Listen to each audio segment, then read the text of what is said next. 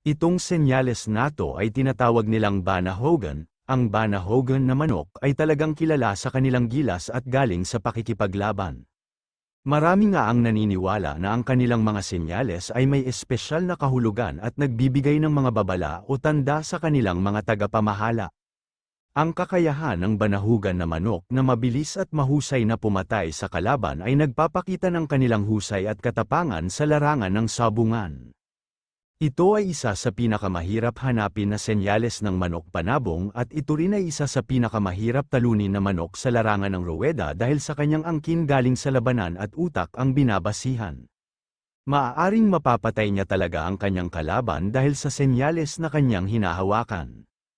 Ito ay aabot ng 16 na panalo at hindi din ito matatalo sa pinakaunang laban niya kahit sino pa makakalaban niya kahit sinong pang magaling na breeders at handlers. Kung walang ganitong senyales ang makakalaban tiyak at aasahan mo papatayin niya talaga ang kanyang kalaban sa loob ng 3 minuto.